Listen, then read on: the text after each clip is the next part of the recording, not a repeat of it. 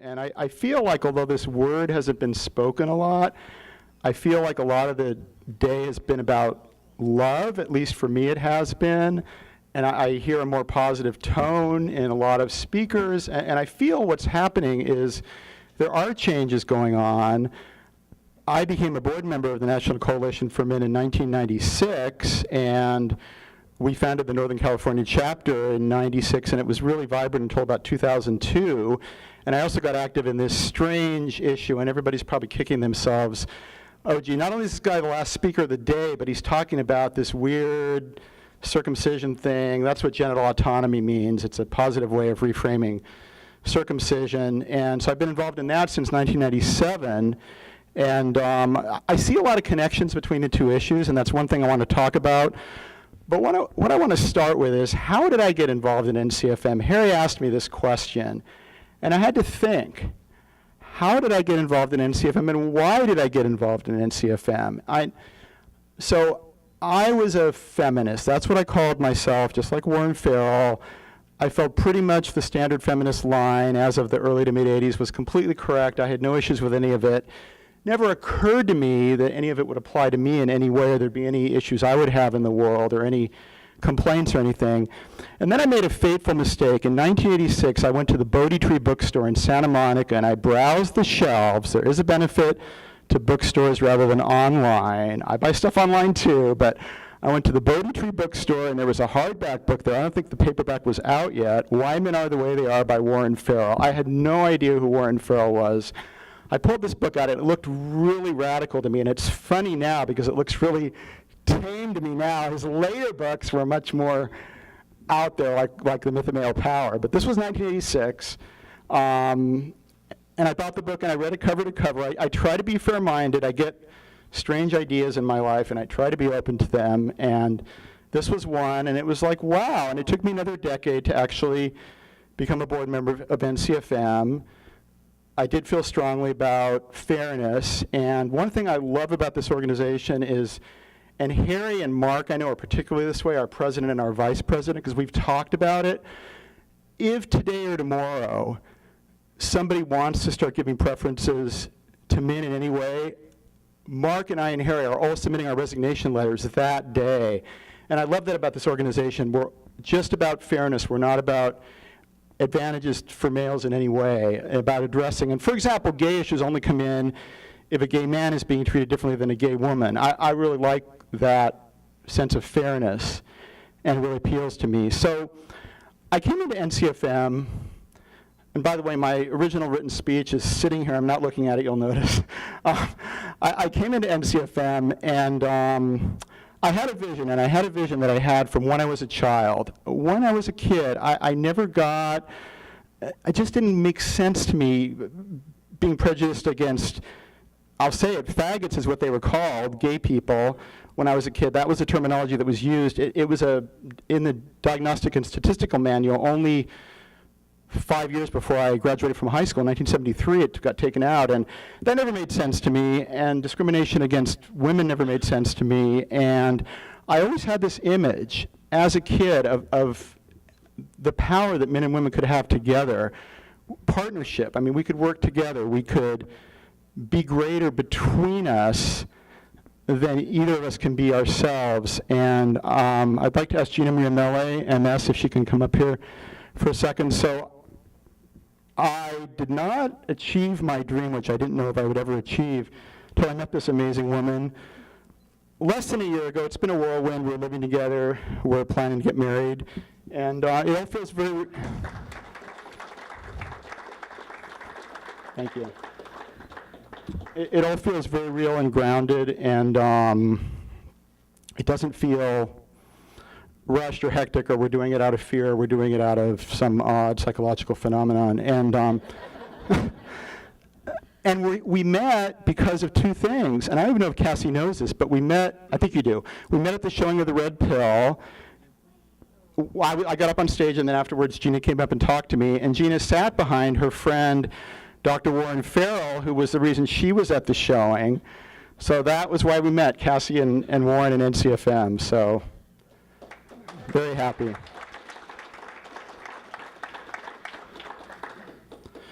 So, circumcision. So this term genital autonomy, it's sort of odd, and I often think it's pretentious when people like choose a new term every 5 years for some. First you're Negro, then you're African American, then you're black, and that I actually get that. That makes sense to me. But there have been cases where this rebranding goes on with gender, and I sort of roll my eyes a little bit, and I can easily imagine that people might feel that way. But I'll tell you why I like the term genital autonomy. And it used to be, first it was circumcision, but then it's like, well, am I just going to be against circumcision? I'm not even against circumcision, actually, as I'll get to in a minute. But am I going to be against circumcision, or am I going to be for something? So first it was called genital integrity, and now people are using this term genital autonomy, which I like better because it's not even assuming you're going to not be circumcised. It's just assuming you're going to choose what you want for your own body. So autonomy, which is one of the core concepts of ethics, medical ethics, everyone has the right to choose what they do with their own body. Of course, except for those vanishingly rare cases where there's some medical need or something, which there basically never is with male circumcision. So advocating for genital autonomy started off like advocating for men's rights. When I got into it 21 years ago, I have to say, even today people see it as weird. It was very weird back then, and I thought it was weird. I was like, why are these people like wasting their time, which is the response I often get from people, like, okay, let's just concede for argument's sake that the issue has value to it. There's hunger, there's global warming now, most of us believe in that, and there's so many things going on. Why are you spending your time on this issue? Well, people choose the issues that appeal to them, the issues that interest them, and I feel like it's a bellwether in a way. It's a bellwether for gentlemen's rights, because how can we feel entitled to do something to our male children and not give them that choice? And I know there are probably people in this room men in this room that had it done to them. I had it done to me. I don't usually say that in public, but I'll say it today. And I know there are probably also possibly people in this room who had their male kids circumcised.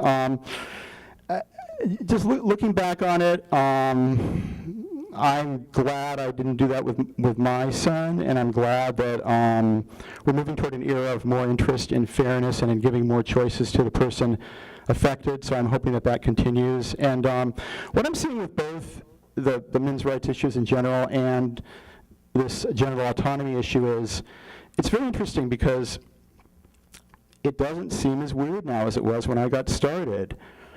We're getting in the New York Times, we're getting in the Huffington Post.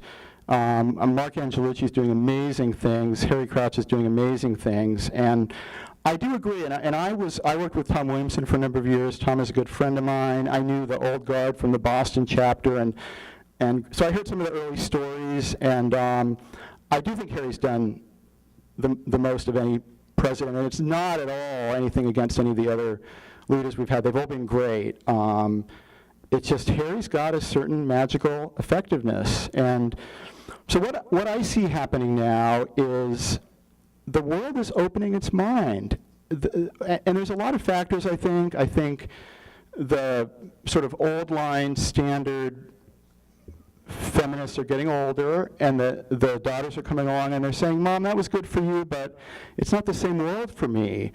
And there's the internet, which is getting more and more powerful, and of course more and more wrong information every day, but also more and more presumably right information. It makes ways to connect that never existed before. One downside is we tend to hear more news about things that we already agree with and not news that challenges our precepts, and I think that's a real danger. But the forces are flowing in our favor, I think, in both men's rights and in genital autonomy, in that there's more skepticism toward authority. There's more interest in exploring our own rights and our own needs and our own desires and the interest of fairness. And these ideas that, males have all the power, or it's just a snip, it doesn't hurt, or all the reasons that are spoken about for not looking at males or females are dissolving. And another thing that's happening, and I've never heard anybody mention this as a positive thing for the work I do, or I work on both issues, or either for gentlemen's issues or for genital autonomy, is the ferment that's happening with gender ideas and intersex people, and probably not everyone in the room knows that term. There's about, numbers vary, but some people say between 1% and 2% of all people are neither clearly male nor clearly female, but are somewhere along the gradation there. And so those people intersex people are advocating more, and I think it's actually in our favor because the rigid dichotomy between males and females, and oh, males are this and oh, females are that, and yeah, I know there are a few men that are outside that, a few straight men who are good interior decorators and stuff, but it's basically true. These stereotypes are basically true by and large, and the more those ideas get broken down, and the more we have to look at each person, the more we get to look at each person as an individual, the more benefit that is for all of us. And it's okay if people in this room are listening to me that you don't care about male circumcision, about genital cutting. That's okay. The point is we're all here to make the world a better place. We're taking on challenges. We're taking unpopular opinions. We're causing ferment. We're causing ideas to circulate. And I really appreciate the work Karen, that's your first name, right? In the back has done. Bless you for that. And so what else is happening, though? Not only is there growing acceptance generally among people reading the internet or whatever, but there's been legal cases. I mean, Mark talked about a lot of legal progress that he's been making. I mean, way back when we got changing rooms in airport men's bathrooms, way back when free men first started, only a few years after that, Karen DeCrow was involved in that as a lawyer, former now president. And on the genital autonomy front, there was a big case in Germany in 2012 that held that men had the right to decide upon adulthood how they wanted their bodies treated. There was a case in 2015 in the UK where this judge said, I mean, it was technically not the decision, so but it's still in the case where he says that some forms of male circumcision are worse than some forms of female circumcision. Then there was a case last year where the UK court actually protected some kids from being circumcised, and there's been a lot of European physicians getting more attention to this issue, and even the American Academy of Pediatrics, the U.S. organization, which is the mother of my kids is a pediatrician, and I have a fair amount of familiarity with the AAP, and they're actually a pretty good organization apart from having an odd position on genital autonomy. There's been some openness there. There's been some headway we've made, and I actually I got invited, which was great. Somebody looked at our website and invited me to go debate the AAP in Charleston, South Carolina 4 years ago, and I went in there. I didn't believe my co-author who said, oh, Stephen, we know the data better than they do. I didn't believe it. This guy's supposedly a world-famous epidemiologist, and we went in there and debated, and it turned out my colleague was right. I mean, after 1 minute of the 5 minutes he had to rebut my arguments on the second day, he said, oh, I'll never convince Mr. Svoboda. I'm not going to say anything more, which is obvious nonsense, because he's not trying to convince me. He's trying to convince the audience, and everybody there knew that. So that was an amazing experience, and the coolest thing about it was that sometimes negative things can become positive things. So this was the first time I'd ever done a PowerPoint, the only time I've ever done a PowerPoint to date, because I was told by the mother of my kids that I was then married to that, oh, you need a PowerPoint, doctors don't take you seriously if you don't use a PowerPoint. So I had my PowerPoint. So I went in and I practiced it, I rehearsed it over and over and over. And I went over to Charleston and I went too fast. I went through the PowerPoint, and even though I'd rehearsed it and it had worked out right, I had like 6 minutes left. What do? I'm thinking on my feet here. What do? Do I sit down? Well, I could do that, but I got 6 minutes. So I improvised. I talked about the history of human rights at the UN, how it came as an outgrowth out of World War II, and how human rights was really a determination on the part of humanity that people have certain inalienable rights just by being human. You don't have to do anything. You don't have to go out and start an organization. You don't have to, just have to be a human being, and you are endowed with certain rights when you were born.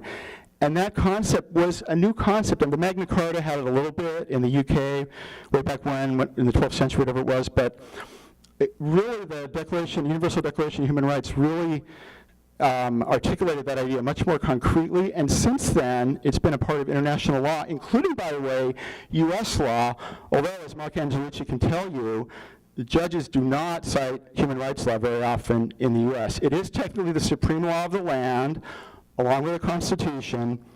Does not get cited very often in the U.S.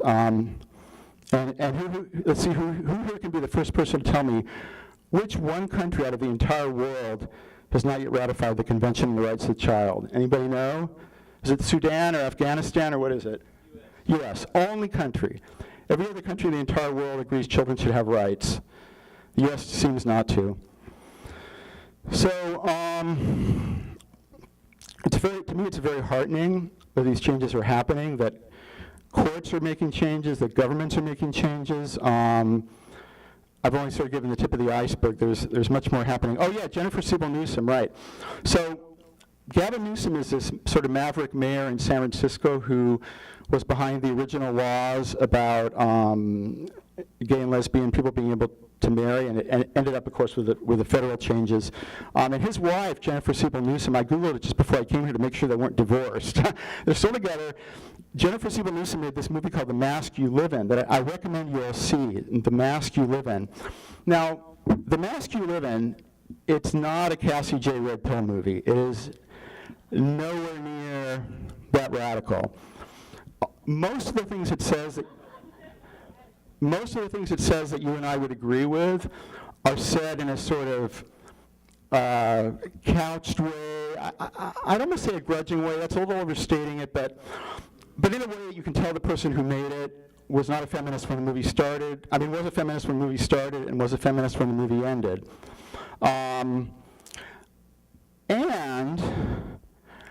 they showed this movie at my son's middle school. I went there and saw it with my son when he was in middle school. He's now a sophomore in high school. And it talked about the issues that males have in the society. It talked about how it's hard growing up as a male because you get mixed messages. You're told to be tough. Then you're also told to have feelings. How do you balance that? How do you navigate that? And navigate it amidst all the other complications of life. So that is a big deal, folks. The red pill is a bigger deal, yes, and Jennifer Siebel Newsom might not even know what a men's rights advocate is. She probably does, but she might not. And I mean, she made this movie. It's pretty incredible. Her other movie, Misrepresentation, is about the other side for women, which is fine. I think it's great she's publicizing both sides. In a way, it makes it more compelling because you're sort of seeing that both sides of what she's doing are valid. It's 4:36. Okay. Checking my notes to see if there's anything else I should say. Covered a lot of it. Okay, informed consent. I'll talk a little bit about informed consent. That's an interesting topic, and that comes up more with the genital autonomy issue than it does with men's rights issues.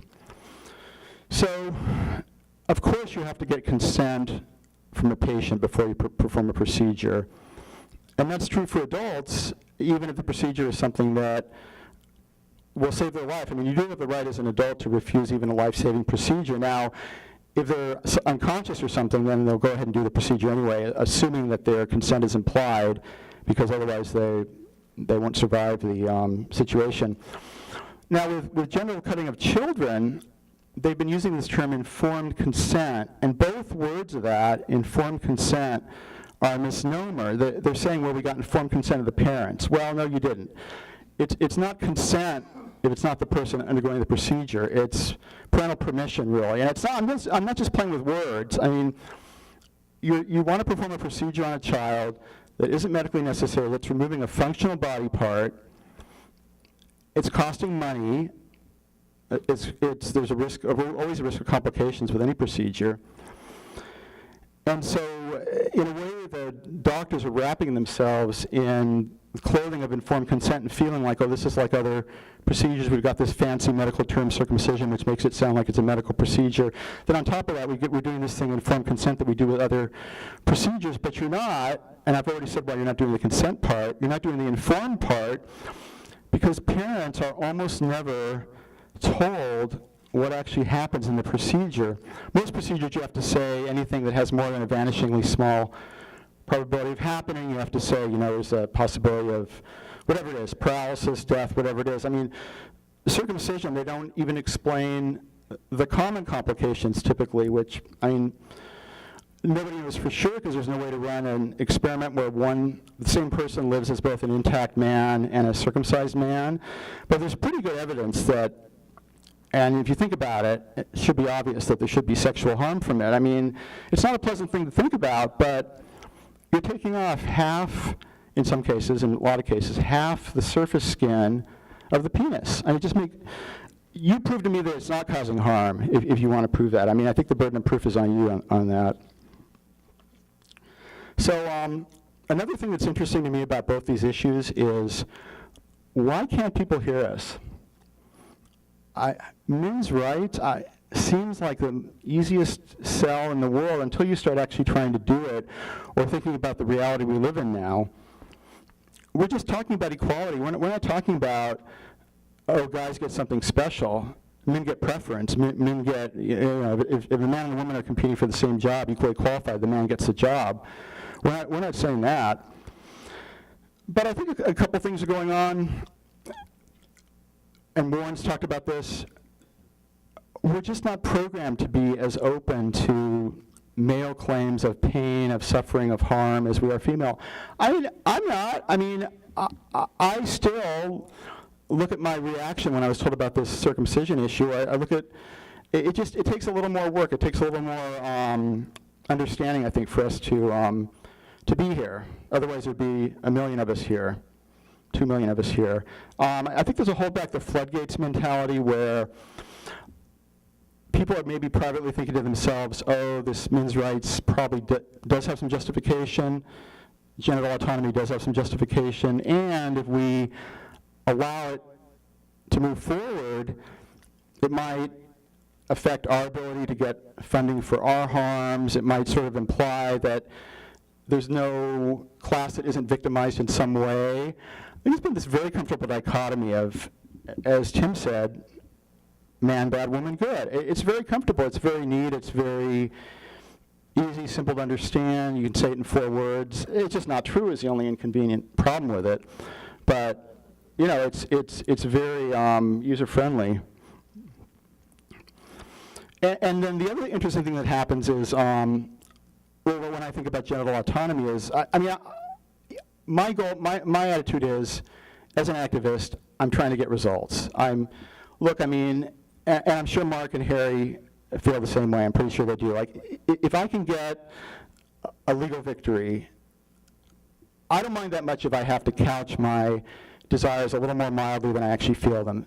That's totally okay with me. My final goal is a final result, and I try to be practical.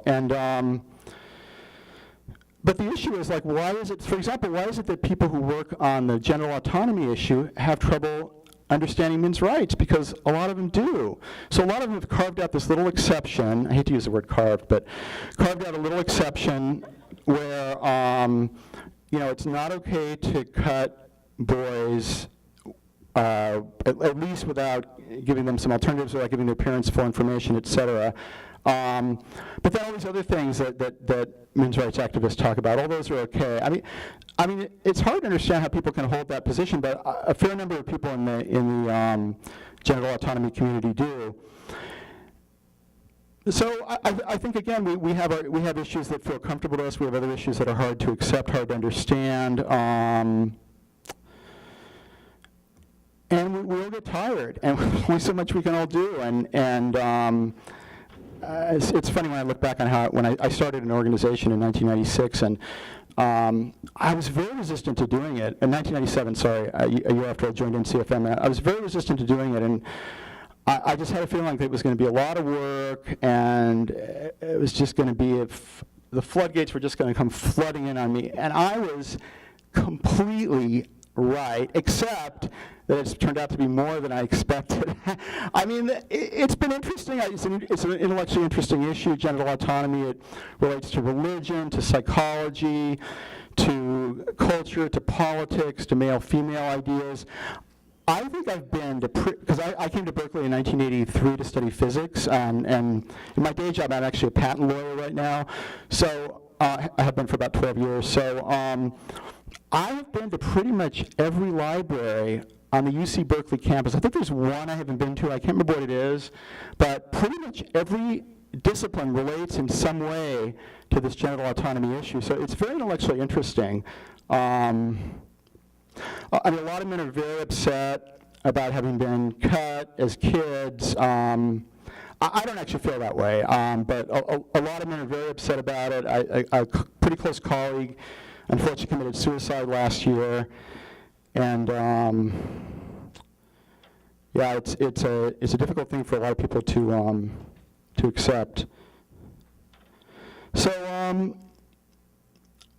I feel like things are going in a good direction, and it's funny for me to say that because on a day-to-day level, most of what I see is information that you might think would point in the opposite direction, and that's in both men's rights and genital autonomy. I'm an optimist. I think that's one thing. I am an optimist. I do tend to notice the positives, and I think there are a lot of positives. And I am going to come back to what I started with, which is love. I feel like there's a lot of love in this room, and love has brought me and my beautiful partner together, beautiful, brilliant partner together. And before that, I had love for myself, and I had faith that if I persisted, I would actually find the relationship that I dreamed of. And on the larger level, so I mean, of course, my average day is better than my best day was before I met Gina, and that's just a no-brainer. And I like the metaphor even better. We're already starting to work with other couples, not formally, but just sort of informally, trying to help people to realize the potential that a man and woman can have, and our ability to heal each other and bring what's good about each of us to the table and fill in the gaps that exist in each of our experience and understanding, because all of us have gaps, whether we realize it or not. So I wish the best for all of us, and I think we're doing it. Thank you all.